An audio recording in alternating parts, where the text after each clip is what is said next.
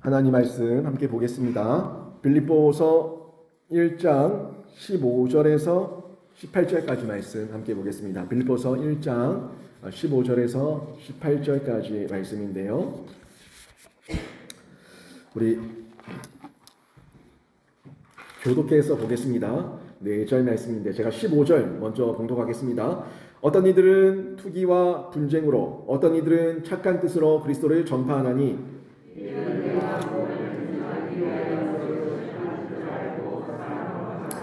그들은 나의 매임에 괴로움을 더하게 할 줄로 생각하여 순수하지 못하게 다툼으로 그리스도를 전파하느니라. 그러면 무엇이냐? 거칠애로 하나 참으로 하나 무슨 방도라든지 전파되는 것은 그리스도니 이로써 나는 기뻐하고 또한 기뻐하리라. 아멘. 이 자리에 나와 예배한 우리 모든 성도님들 한 분 한 분이 예수 그리스도의 복음 가운데 온전히 거하시고 복음으로만 이기고 승리하는 신자가 되시기를 주님의 이름으로 축원합니다. 아멘. 이런 말이 여러분에게 어떻게 들릴지 모르겠는데 오늘 본문 말씀과 연결이 되기 때문에 제가 한번 예를 들어서 여러분에게 말씀을 드려볼게요. 목회 현장에서 목사들 간의 경쟁이 있다면 여러분 어떤 느낌이십니까? 목회 현장에서 목사들 간의 경쟁이 있다면 여러분 그 부분을 어떻게 느낌이 오십니까? 목사들 중에 큰 목회, 큰 대형교회, 그런 큰 목회를 하고 싶은 목사들도 있겠지만 또 다른 한편으로는 그런 목회까지는 아니더라도 그래도 좀 열매 맺는 목회를 하고 싶다. 이런 마음들을 하나같이 가지고 있을 겁니다. 큰 목회, 엄청난 목회, 대형 목회는 아니라 하더라도 그래도 최소한 자기 마음에 목회를 하는 중에 목양과 사역에 열매가 풍성히 맺히기를 바라는 마음, 이 마음만큼은 모두에게 하나 같은 마음일 거예요. 저도 마찬가지로 제 마음에 사역하는 대로 좀 열매가 맺히고 목양의 기쁨을 누릴 수 있다면 저에게도 큰 위로가 되고 또 힘이 나서 더 열심을 다해서 뛰어나갈 수 있는 그런 동력이 될 거라는 그런 마음이 있습니다. 그런 중에 이렇게 서로 간에 자신이 감당하고 있는 목회가 좀 잘 되기를 하는 마음, 이런 마음이 있는데 바로 옆에 있는 교회가 잘 되는 거예요. 나도 열심히 하고 있는데 나는 별다른 열매가 없는데 바로 옆에 있는 교회는 내가 보기에는 별로 하는 것도 없는 것 같은데 괜히 잘 되는 거예요. 이런 모습을 볼 때 목사의 마음에 어떤 마음이 있겠냐는 거예요. 나도 열심히 하고 있는데 나는 왜 열매가 없고 저 교회는 내가 보기에는 열심히 별로 안 하는 것 같은데 왜 저렇게 잘 되고 사람들이 모이지? 하는 이런 마음이 들 때에 부럽기도 할 거고요. 때로는 나는 왜 저렇게 안 되는가 하는 마음에서 자책이 들기도 할 겁니다. 이게 좀 심하게 되면 이런 마음이 심해지면은 자괴감에 빠지기도 하고 심지어는 시기하는 마음, 미워하는 마음, 질투하는 마음 이런 마음까지도 생길 수 있다는 거예요. 이 목회자지만 인간적인 마음으로 많이 치우쳐져 버리면 그냥 과정을 무시해버리고 열매 결과 여기에만 너무 집중해 버리면 덮어놓고 그냥 배 아프고 또 부러워하는 이런 질투하는 모습들이 나타날 수 있다는 겁니다. 성도들 간에도 이런 점이 있을 수 있겠죠. 성도들 간에도 하나같이 예수를 믿고 예수 그리스도 안에서 사랑을 실천하기 위해서 모였지만 교회 사역에서 이런저런 사역들을 감당하다 보면은 나도 열심히 했는데 왜 저 사람만 이름이 드러나는데 하는 마음이 들 때가 있다는 거예요. 그래서 아무튼 교회 사역을 하게 되면은 모든 이름 위에 뛰어난 내 이름이 드러나야지만 그래야지만 마음에 기쁨이 있고 내가 누군가로부터 인정을 받았다 하는 마음이 드는 경우도 있다는 겁니다. 뭐든지 사역을 하게 되면 그 사역의 기관과 위원회와 모든 것에 장이 돼야지만 장이 돼야지만 내가 사역을 하는 느낌이 들고 또 목사가 앞에서 내 이름을 부르면서 누구누구 너무너무 수고 많았다. 이렇게 전체 성도들 앞에서 이름을 밝혀줘야지만 그때에서 칭찬받고 나서 내가 뭔가 하고 나서 이게 열매가 맺혔구나 하는 안도를 하는 이런 인정 욕구를 가지고 있는 사람들이 있다는 겁니다. 마찬가지죠. 뭐 모양의 그 어떤 양태가 조금 다를 뿐이지 목사도 껍데기로 드러나는 뭔가가 있기를 원하고 성도도 껍데기로 누가 인정해주는 뭔가가 있기를 원하는 이런 마음이 인간인지라 있을 수 있다는 겁니다. 그런 중에 또 이렇게 성도들 가운데서도 새로운 새가족들이 들어오기도 하고 또 우리 성도들 가운데 초신자들이 점점 자라가면서 이제 직분을 맡게 되고 그러면서 새로운 은사들이 발굴이 돼서 그 사역을 감당하게 되는데 다른 뛰어난 은사와 재능을 가진 성도가 나타나서 그동안 내가 다 해왔었는데 이 사역에 있어서 저 사람이 더 잘하니까 그 시선이 그 사람에게 가버리면 그것 때문에 또 괜히 심술이 나가지고 내가 지금까지 다 했는데 어디 굴러 들어온 돌이 박힌 돌 빼내냐 이런 마음이 들어서 승질이 나고 화가 나고 또 못 견뎌하는 이런 마음도 생길 수가 있다는 겁니다. 뭐 아무튼 여러 면에서 교회에서 내가 더 많이 쓰임 받고 싶고 사역을 하고 싶어하는 의도는 있어요. 의도는 있는데 이 과정 가운데 인간의 마음에 너무 많이 노출돼 버리니까 이 마음 지킴에 있어서 실수하고 또 연약함을 보이는 경우가 많이 있다는 겁니다. 그래서 결국에 더 목사에게 인정받기 위해서 성도들이 열심히 하고 또 목사가 더 겉으로 드러내기 위해 가지고 목회 현장에서 열심히 하고 이런 가운데 자꾸 열심히 애를 쓰고 용을 쓰는 이런 모습들이 생긴다면 여러분 이런 모습을 저희가 어떻게 이해해야 되냐는 겁니다. 저와 여러분에게 또 주변의 교회와 성도가 더 열심히 열매 맺는 일이 생긴다면 우리가 어떻게 이해를 해야 되고 그거를 어떻게 받아들여야 되는가 하는 면에서 오늘 본문이 그에 대한 교훈, 그에 대한 가르침을 저희에게 전달해 주고 있다는 거예요. 한번 보십시오. 이 바울은 오늘 본문에서 그런 일이 있었는데 자기는 기쁘다고, 자기는 즐겁다고 이런 고백을 하고 있다는 거예요. 이걸 한국을 잠시 한번 생각해 볼게요. 여러분 우리 한국이 지금처럼 세계 모든 민족 가운데서 유명한 적이 있었습니까? 이 한반도의 뭐 반만년이라고 얘기하는데 아무튼 그 수천 년의 역사 가운데 이 한반도 우리 민족이 지금처럼 세계 모든 민족 위에 뛰어난 민족이고 세계 10위권 안에 뭐든지 뭐 들고 이름 그 사우스 코리아라고 얘기하면 이 코리아를 알아듣는 사람들이 과연 얼마나 있었겠냐는 거예요. 지금만큼 한국이 유명한 적은 없습니다. 한류 대단합니다. 이 한류 한국이라고 하면 사람들이 열광을 한다고요. 이 지금만큼 한국이 유명했던 적이 없어요. 지금만큼 우리 한반도에 이 땅에 사는 사람들이 잘 살았던 적이 없습니다. 지금처럼 잘 살고 지금처럼 유명했던 적이 없는데 그런데도 우리 주변에 둘러보면 나도 마찬가지고요. 우리 주변에 둘러보면은 이렇게 잘 살고 이렇게 우리가 유명해졌음에도 불구하고 죽겠다 못 살겠다는 사람들이 굉장히 많다는 거예요.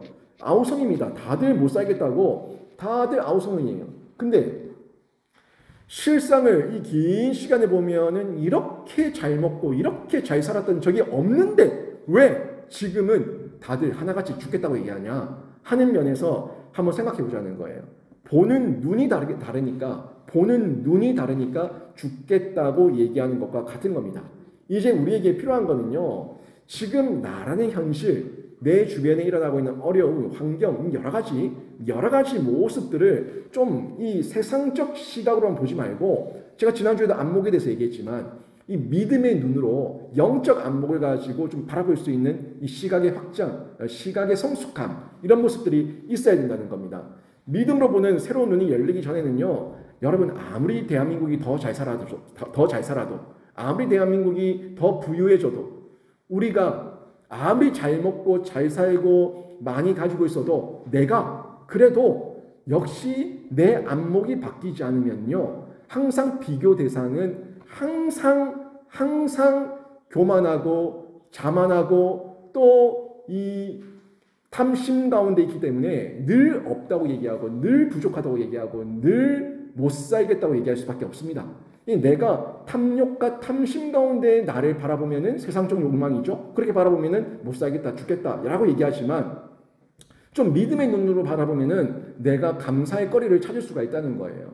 저 아프리카 땅에 물이 없어가지고 여러분도 보셨겠지만 그 고여있는 물을 이렇게 퍼서 마시는 그런 애들을 보지 않았습니까? 실제로 우물 파주는 이런 운동도 한국 교회 가운데 있었고 그 사람들이 우리 한국 사람들을 보면은 어떻게 생각하겠습니까? 우리가 못 살겠다는 걸 그 사람들 도저히 이해를 못 하겠죠. 그러니까 어떤 안목을 가지고 물론 수준 차이가 있습니다. 수준 차이가 있지만 우리가 그 수준은 낮아지라는 얘기가 아니라 우리가 좀 더 내가 이만큼 은혜를 입었다. 내가 이만큼 하나님의 도움을 받았다 하는 감사의 제목으로 보면은 우리가 풍족하다는 것을 느낄 수 있다는 거예요. 물론 우리가 발전하기 위해서는 나보다 나은 사람들을 바라보면서 점진적으로 성장하는 성숙의 과정도 바라봐야겠지만 제가 얘기하는 건 나의 성장과 성숙을 위해서 위를 바라보는 게 그걸 문제 얘기하는 게 아니라 그걸 얘기하는 게 아니라 내 눈이 탐욕과 탐심 가운데 젖어 있는 거, 세상의 욕망 가운데 젖어 있으니까 이게 나의 성장과 성숙을 위한 것이 아니라 도리어 나를 퇴보시키고 나를 망하게 하는 길인데도 불구하고 그걸 모르고 욕망 가운데 젖어 있어서 그 시각으로만 죽겠다 못 살겠다 부정적으로 보니까 이걸 얘기하고 있는 겁니다. 정말 우리 안에 나보다 더 나은 사람, 나의 멘토 이런 사람들 바라보면서 긍정적인 시각을 가지고 한 단계 한 단계 점진적으로 내가 노력하고 수고하고 커나간다, 성숙한다 아주 박수 쳐줄 일이죠. 그 사람들에게는 해보자 라는 신앙의 긍정이 있지만 반대로 이 부정적인 사람들은 늘 항상 뭘 얘기해요? 못 살겠다 죽겠다 나는 왜 이 모양이냐 여기에만 매여 있으니까 그게 문제라는 겁니다. 여러분 그 가운데서 이 오늘 바울을 볼 수가 있는 거예요. 바울은요, 이 영안의 눈이 열린 사람이에요. 지난주에도 말했지만 영적인 시각이 달라요. 그러니까 감옥에 있는 중에서도 기뻐하고 즐거워하고 또 자기가 감옥에 있는 중에 다른 사람들이 더 열심히 복음을 전하면서 내가 바울보다 더 잘해. 내가 바울보다 더 잘해. 바울 없으면 내가 더 잘해. 이렇게 얘기하는 사람들이 있음에도 불구하고 바울은 상관없다. 뭘 하든 상관없다. 예수만 전할 수 있다면, 복음만 전할 수 있다면 그게 뭔 상관이냐? 라고 얘기하는 이런 풍족함, 넉넉함, 여유, 온유함 이런 면을 가지고 있는 모습을 저희가 발견할 수가 있다는 겁니다. 18절 보시게 되면은 이 영안의 눈, 믿음의 눈이 열린 바울이 고백하는 이 고백이 이렇게 나와요. 나는 기뻐하고 또한 기뻐한다. 나는 기뻐하고 또한 기뻐한다. 이 한국 참 이 번역이 참 재미가 없어요. 안 그래도 지난주에 오셨던 그 세 가족 자녀 얘기 잠시 하다가 그 자녀는 그 교회를 안 나오게 된 게 우리가 개혁 한글판이었잖아요. 예전에 개혁 한글판에서 개혁 개정으로 바뀌었는데 왜 성경을 바꾸냐고.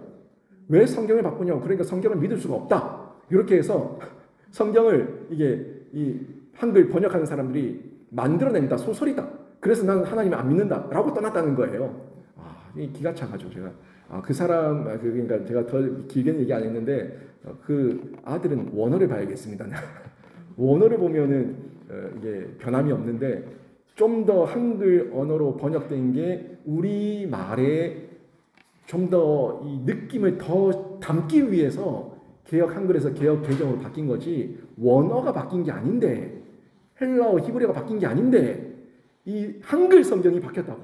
뭐 한마디로 새번역 성경, 쉬운 성경, 공동 번역 성경, 현대인의 성경, 뭐 개혁 개정 성경, 한글 성경 이렇게 왜 이렇게 성경이 많냐? 다 만들어낸 거 아니냐? 굉장히 이 인지의 이 폭이 너무너무 좁은 거예요. 잘못된 이해인데 이런 청년들은 좀 만나서 이 성경이 어떻게 번역됐는가 이 역사부터 좀 얘기해 줘야 돼요. 그래야지 오해가 없지. 여러분도 그런 분 안 계시죠? 왜 성경 종류가 이렇게 많냐고? 그런 분은 원어를 보십시오. 예, 원어 팝니다. 히브리 성경, 헬라어 성경 원어를 보면 원어는 안 바뀝니다. 원어 보시면 돼요. 예. 우리가 원어를 충분히 이해할 수 있는 능력이 안 되니까 한글 번역된 성경을 보고 있는 건데 아무튼 근데 이게 나는 기뻐하고 또한 기뻐한다. 참 근데 이게 한글 성경이지만 이 맛이 없어요. 이 언어의 맛이 없어요. 이 맛이 너무너무 뉘앙스가 잘 살아나지 못해요. 이걸 영어 성경만 봐도 조금 더 나아요. 그러니까 우리 성경은요 시제나 이 태나 이런 어떤 능동, 수동 뭐 이런 부분들이 너무 제한적으로 뭐 좀 모호하게 표현된 경우가 많아서 그런 거예요. 근데 영어만 봐도요, 이 표현이 달라요. I rejoice. 나는 기뻐한다. I rejoice. Yes. Yes. 이렇게 이게 성경에 영어 성경에 나오는 거예요. I rejoice. Yes. And I will continue to rejoice. 이렇게 나는 계속 기뻐할 거야. I will continue to rejoice. 이런 I will 자체가 이 미래 동사 아닙니까? 미래 시제 아닙니까? 나는 계속 continue to rejoice. 기뻐할 거다.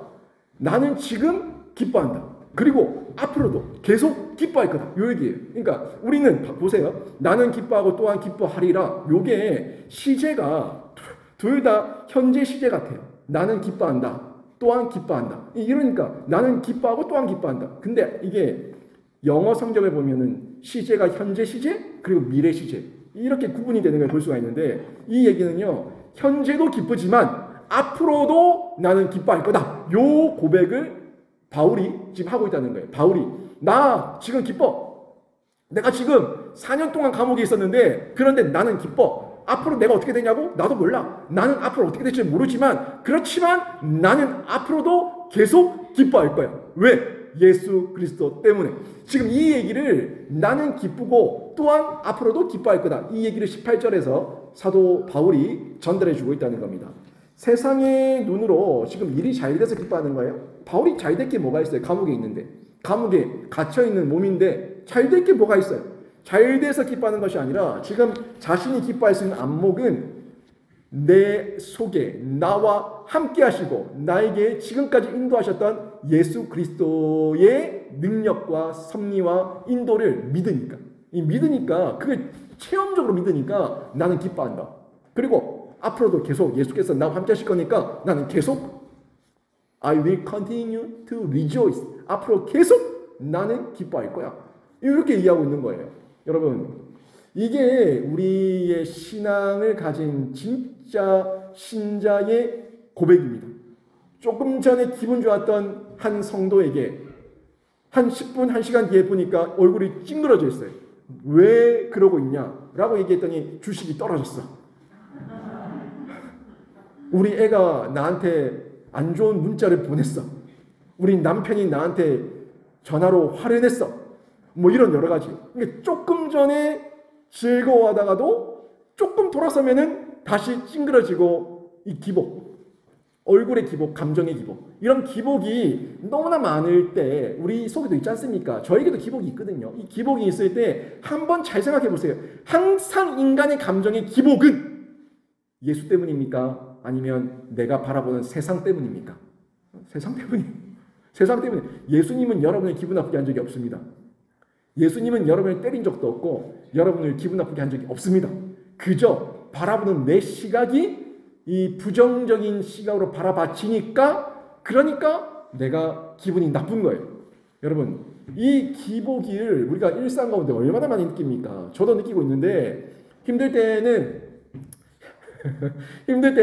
내가 영신교회를 어떻게 감당할까? 하나님, 이 영신교회 제가 감당하기 너무 힘듭니다. 이런 힘들 때는 이 마음이 제 실제 마음이에요. 실제 마음인데 막 두려움도 몰려오고 염려도 몰려오고 여러 가지 이 앞으로 제가 해야 될 어떤 그런 부분에 대해 가지고 이 마음의 무게감이 이루 말할 수 없이 막 억누른다고요.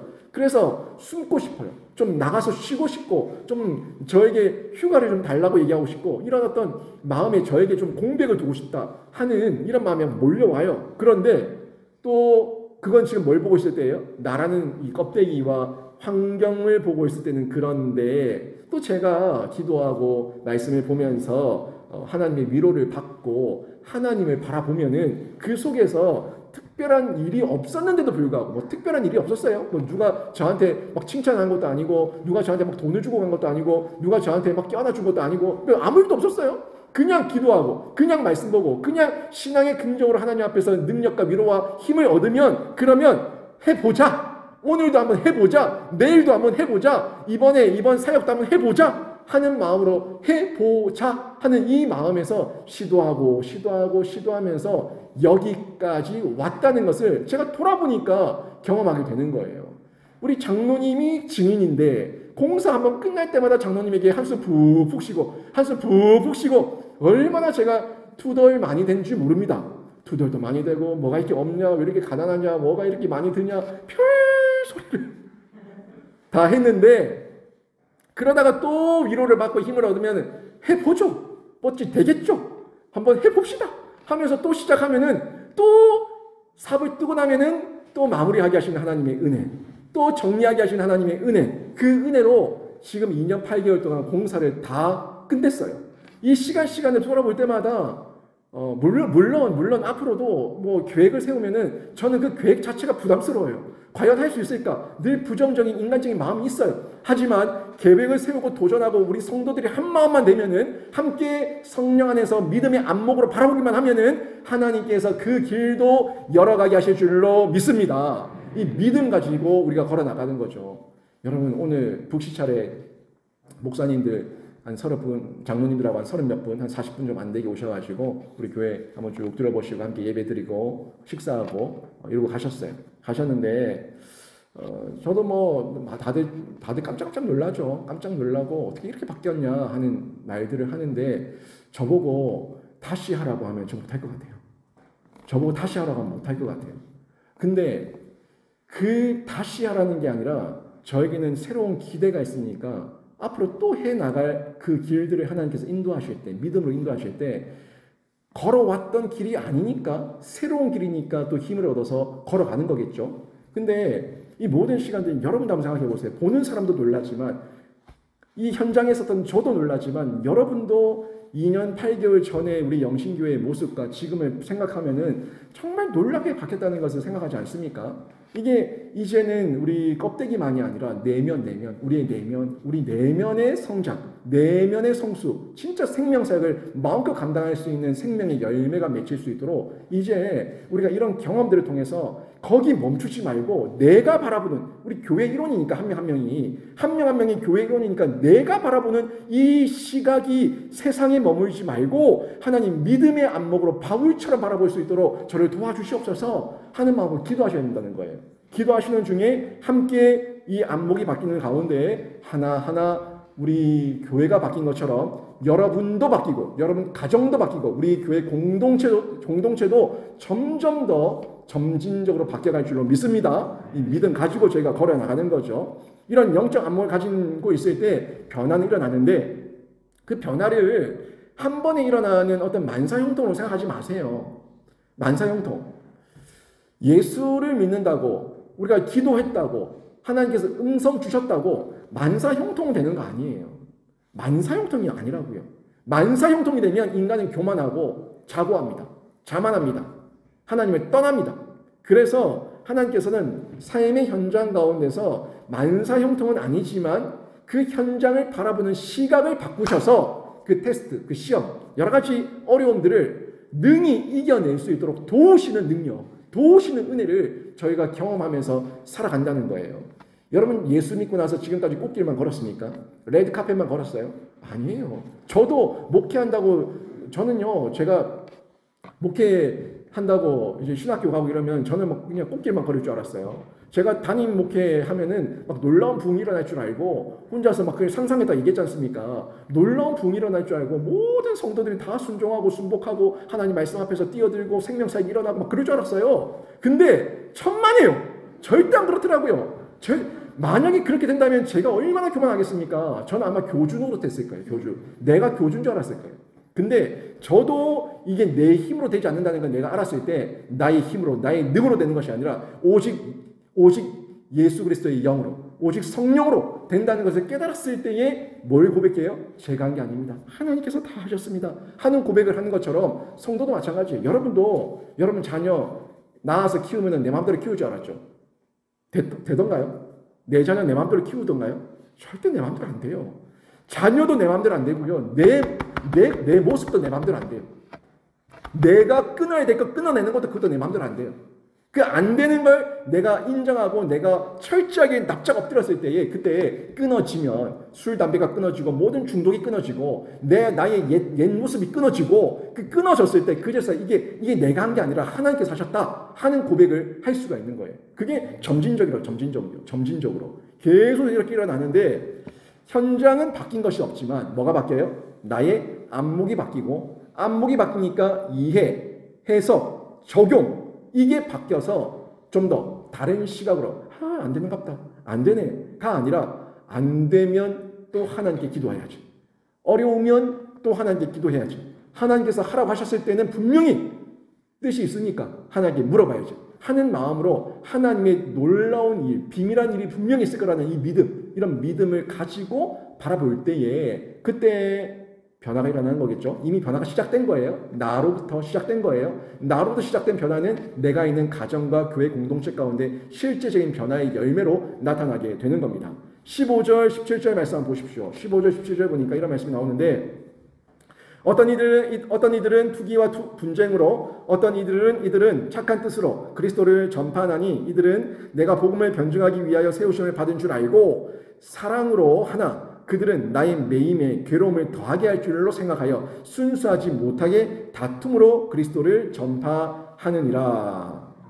보세요. 어떤 이들은 투기와 분쟁, 어떤 이들은 착한 뜻으로. 그러니까 착한 뜻으로 하는 사람들은 그 사랑으로 하고 있는데 어떤 이들은 매여있는 바울이 자신의 이름에 인기가 떨어지고 바울은 점점 잊혀져 가고 왜 감옥에 있으니까 우리가 이제 유명한 부흥사가 돼 있고 우리가 유명한 설교가가 돼 있고 우리가 유명한 교회 설립자가 되어 있으면 이 소식을 바울이 들으면 배가 아프겠지. 이제 바울 자기 그 전성기는 갔다는 것 때문에 괴로워하겠지, 힘들어하겠지 하는 이런 마음. 뭔 말인지 이해되십니까?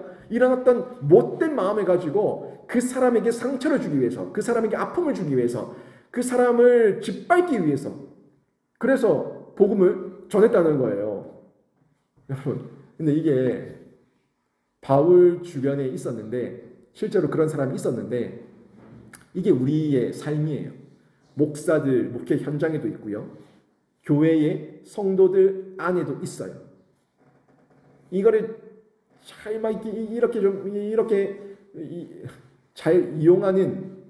잘 이용하는 사람들도 있죠. 서로 경쟁시키는 거. 서로 막 경쟁시키고 부추기고 전도회들끼리 부추기고 기관들끼리 부추기고 교회들끼리 부추기고 막 이래가지고 부추겨서 선의의 경쟁이면 괜찮은데 너무 부추겨가지고 미운 마음까지 들게 하는 이런 경쟁은 옳지 않죠.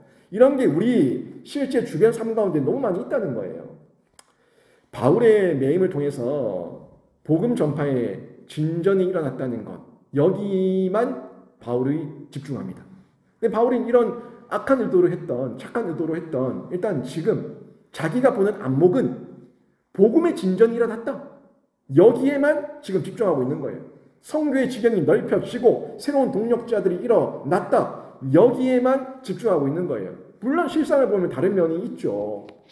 나쁜 동기로 열등감, 비교의식 이런 것 때문에 바울의 경쟁 상대로 바울을 짓밟기 위해서 했지만 그러나 바울은요. 그 부정적인 미운 모습에 집중하지 않아요. 여러분도 한번 해보시라고요.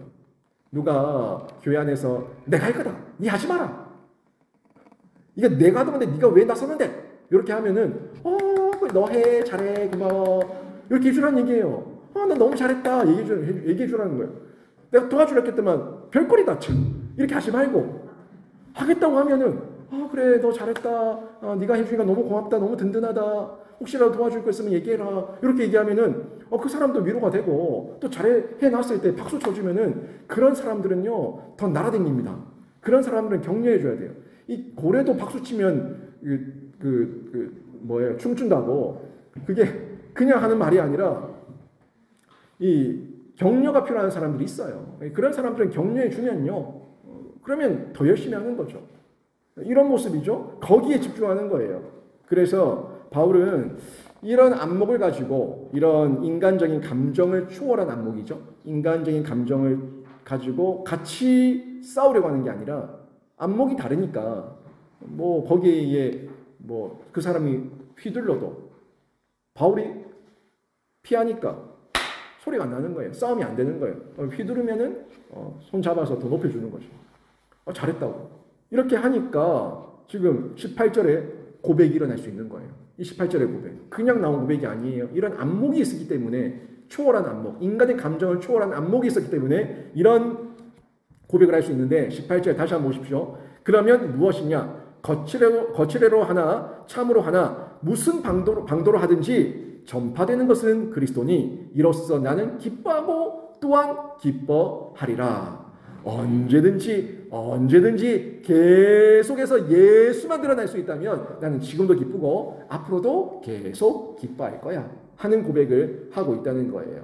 여러분, 이런 우리들 속에 있는 나쁜 동기, 감정, 비교의식, 열등감, 이런 게 우리 이 땅에서 우리를 하나님께 더 가까이 나가지 못하게 하는 잔가지예요. 잔가지가 뭔지 알죠? 막 삐죽삐죽 이 원가지가 아닌데 잔가지, 있어도 되고 없어도 되는 막 잔가지 막 나가지고 나중에 다 가지치기 하고 끊어내야 되는 이런 잔가지들이 가지치기 해야 되는 것들이 있죠. 이런저런 가지가 점점 많으면요, 그 가지에 걸려서 넘어지는 순간이 생겨요. 내 인생에 잔가지가 많이 생기면 자꾸 이 감정에 넘어지고 상황에 넘어지고 비교의식에 넘어지고 열등감에 넘어지고 또 그 사람의 표정 하나에 넘어지고 그 사람 말 한마디에 넘어지고 그 사람의 눈빛 하나에 넘어지고 전화 한 번 안 받는 것에 넘어지고 문자 다 대답 안 해준 것에 무너지고, 그렇게 저렇게 우리 속에 잔가지가 너무 많아지면은 모든 그런 하나하나의 의미를 부여해가지고 저 사람이 나를 무시한다, 저 사람이 나를 깔본다, 저 사람이 나를 안 좋아하는 게 맞다, 요렇게 부정적인 안경을 끼고 보니까 거기에 걸려서 넘어지고 만다는 겁니다. 교회 내에서 사역하는 중에도 개인의 감정과 생각과 오해가 얼마나 많습니까? 소설을 쓰는 경우도 있고요. 실제로 안 그런데 만나서 얘기해보면 아닌데 만나볼 용기는 없으면서 소설은 왜 그렇게 잘 쓰는지 그 소설에 넘어져서 자기 스스로 판단하고 자기 스스로 넘어져서 이렇게 저렇게 뒹굴고 있는 경우, 이런 경우가 얼마나 많냐는 거예요. 근데 바울은 영적 안목이 열리고 선한 것을 분별하는 능력이 생기니까 보는 거는 복음이 증거되었다, 여기에만 집중하고 이 사실만 붙들면서 그 다른 잔가지에 넘어지지 않고 예수만 드러낼 수가 있다면 기쁩니다, 즐겁습니다 하는 고백을 하고 있다는 거예요. 여러분 삶 가운데, 여러분 교회 사역 가운데, 모든 인생 여정 가운데 이런 인간이 주는 잔잔한 잔가지에 넘어지지 마시고 여러분 속에 실제적인 영적 안목이 바뀌어서 예수 그리스도와 복음만 바라보는 은혜가 있기를 주님의 이름으로 축원합니다. 이 내용을 통해서 우리 오늘 내용들을 통해 가지고 이제 바울의 인생의 목적이 명확하게 드러났죠. 바울은 복음을 위해서라면 뭐든지 할 수 있다는 이거예요. 뭐든지 할 수 있다. 근데 바울이 화를 냈던 적이 있어요. 지금은 자기를 아무리 공격해도 화 안 내죠. 자기를 공격하고 자기를 비아냥거리고 자기를 딛고 일어나서 복음을 전파하고 아무튼 화 안 내요. 괜찮다. 뭐로 하든 복음만 전파되면 된다. 근데 여러 서신서들 중에서 바울이 화를 냈던 적이 언제냐면 갈라디아서예요. 갈라디아서 1장 기억나십니까? 우리 갈라디아서 강의했는데 저주를 받을지어다. 기억나세요? 바울이 굉장히 강한 어조로 저주를 받을지어다 라고 얘기한 적이 있어요.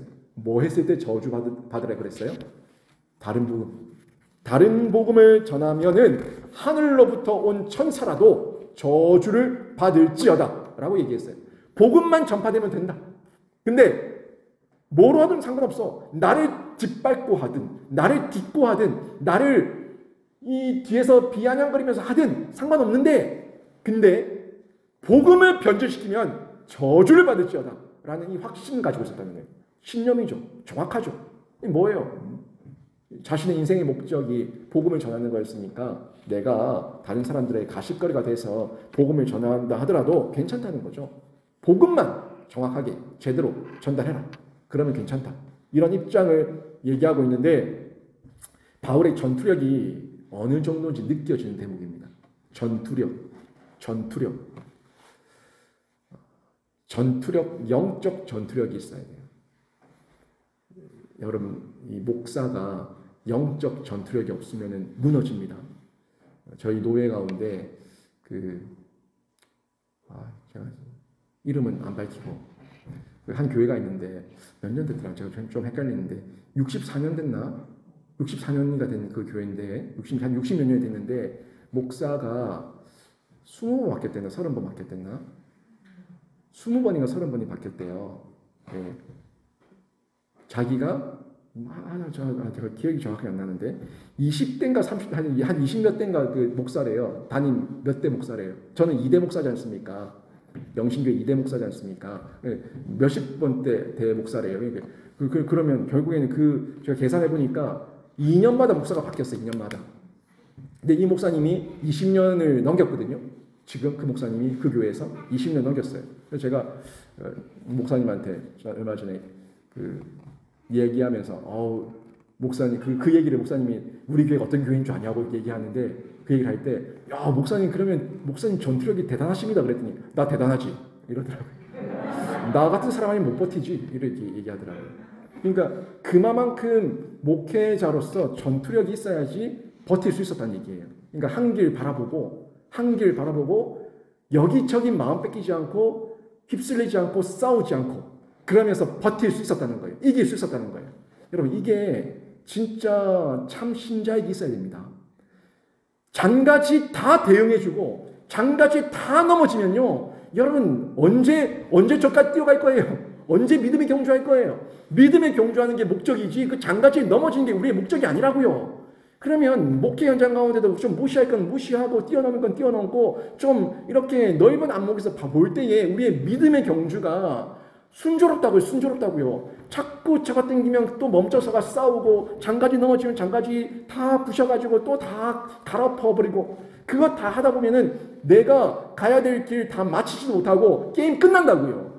그러니까 우리에게 주어진 사명이 있다면 그 갈 길까지 우리가 장가지에 걸려 넘치지 말고 좀 굵직하게 선이 굵게 그렇게 뛰어갈 수 있는 용기가 있어야 된다는 겁니다. 그 바른 복음만 전한다면 나는 어때도 상관없다. 교회가 예수 그리스도의 이름만 드러낸다면 뭐 이런들 저런들 이런 과정들 이렇게도 이해할 수 있고 저렇게도 이해할 수 있는 것 때문에 트집 잡고 교회 망치고 성도들 간에 싸우고 목사 끌어내리고 이런 짓 하지 말고 우리가 가야 될 길만 정확하면은 그 길 복음을 위해서 뛰어가자 하면은 얼마든지 하나 될 수가 있는데 그 장가지에 다 넘어지니까 한국 교회가 이렇게 시끄럽고 한국 교회가 이렇게 힘든 겁니다. 다 장가지에 넘어진 교회들이에요. 여러분, 우리가 사는 이 세상에 장가지가 없을 수는 없지만 그 장가지에 걸려 넘어지지 말고 넉넉히 뛰어넘는 기쁨과 용기와 온유함이 있기를 주님의 이름으로 축원합니다. 이런 성도가 선이 굵은 성도예요. 선이 굵은 성도예요. 인생의 선이, 신앙의 선이 굵은 성도라고요. 이게 대로를 가는 사람이에요. 대로.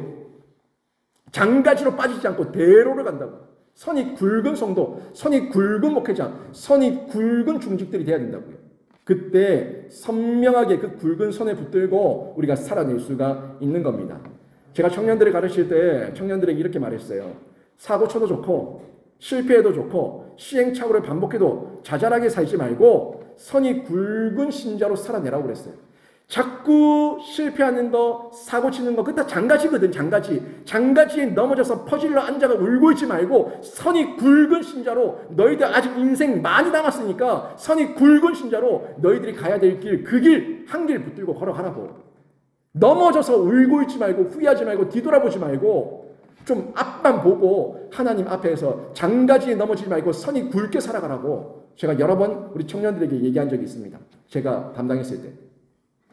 여러분 자잘하게 청년들이 작은 사건 하나에 넘어지고 쪽지 시험 하나에 넘어지고 늘 하나의 일이 일비하면서 울고 불구하고 있으면 언제 뛰어갑니까? 언제 열매 맺습니까? 좀 넓게 보고 크게 보는 안목으로 세상에 매이지 말고 하나님 바라보며 살 것을 제가 권면했던 내용인데 이 말은 대충 살라는 말이 아닙니다. 대충 살라는 말이 아니라 부주의하며 살라는 말이 아니라 열심히 충성되게 살되 불꽃처럼 살라는 거고요. 이왕 타고 사라지는 불꽃이라면 성령의 불길에 보탬이 되는 불꽃 되어서 하나님 뜻대로 타고 하나님 뜻대로 다 태워지라고. 하나님 안에서 태워져야지 왜 내 인생과 나의 이 에너지를 장가지에 넘어져서 거기서 울고 불고하면서 혼자 소설 쓰면서 시간 다 허비하냐. 그러지 마라. 이 얘기입니다. 확신이 있잖아요. 하나님의 자녀입니다. 하나님의 아들, 하나님의 공주, 왕자입니다. 하는 확신이 있으면 나에게 사명 주셨습니다. 하는 거 있으면 장가지에 넘어지지 말고 좀 넓게 굵게 바라보면서 일어나서 앞만 보고 뛰어가고 불꽃처럼 살아라. 이 얘기를 전해줬던 겁니다. 여러분, 혹시 여러분 가운데 장가지에 넘어진 분이라면 내가 누구에게 초점을 맞추고 있는가 한번 확인해 보십시오. 내가 장가지에 너무나 특히 잘 넘어진다, 잘 쓰러진다, 내가 귀가 얇다, 이런 마음이 있다면 여러분 가운데 나는 어디에 누구에게 초점을 맞추고 있는가 여러분 확인해 보시기를 바랍니다. 바울은 그 초점이 예수와 복음이었고요. 늘 장가지에 넘어질 때는 나와 물질에 넘어지는 거예요.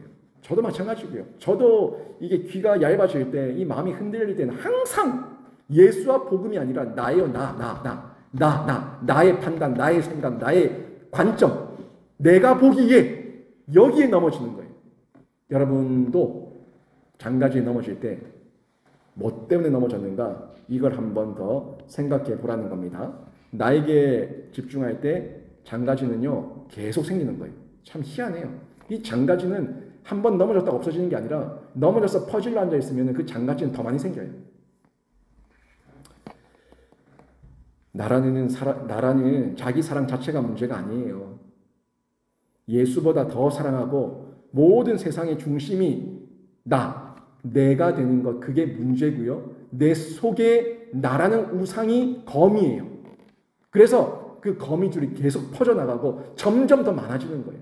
거미를 잡으세요. 거미줄을 치우려고 하지 말고 거미를 잡으면 거미줄은 사라지고 장가지는 사라지고 여러분 가운데 새로운 안목과 희망을 가지고 힘을 얻고 또 선이 굵게 한 길 걸어갈 수가 있는 겁니다.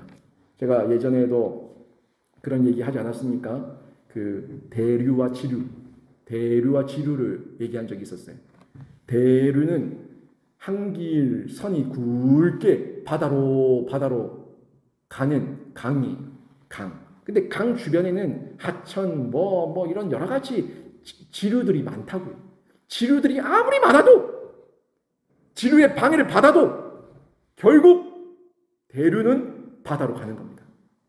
그러니까 그 지류에 마음 뺏기지 마시고 대류, 선이 굵은 것에 집중하면서 한 길 걸어가실 것을 제가 말씀드린 적이 있는데 여러분 이게 우리 신자의 모습이어야 됩니다. 오늘 바울이 이런 대류를 가지고 있었고 또 선이 굵은 신앙을 가지고 있었던 것을 저희가 확인할 수가 있는데요.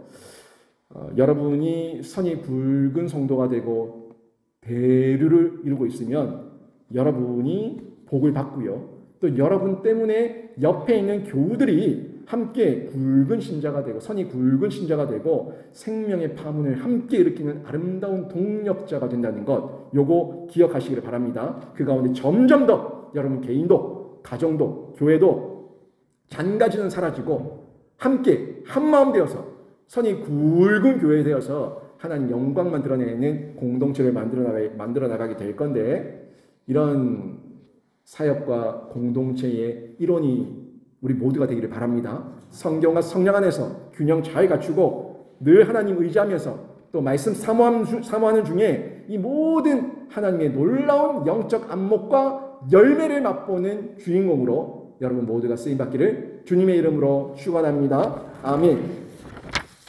찬송가 191장